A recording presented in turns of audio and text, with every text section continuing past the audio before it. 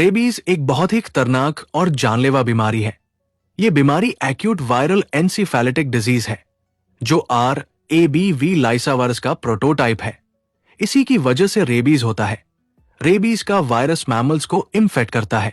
जब कोई इन्फेक्टेड जानवर इंसान को काट लेता है या फिर उसके किसी जख्म को चाट लेता है तो वायरस उसके सलाइवा के थ्रू बॉडी के अंदर एंटर करता है।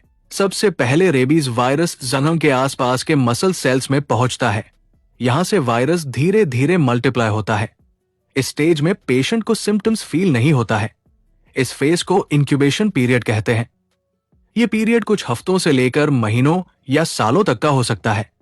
जैसे ही वायरस मसल्स में एक्टिव होता है, यह सबसे पास के पेरिफेरल नर्व्स को इन्फेक्ट करता है। रेबीज वायरस नर्व्स के अंदर ट्रैवल करता है। इस प्रोसेस को रेट्रोग्रेड एक्सोनियल ट्रांसपोर्ट कहा जाता है।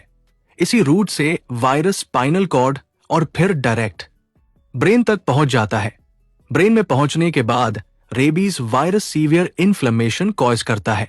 इसी कंडीशन को एन्सेफेलाइटिस कहा जाता है।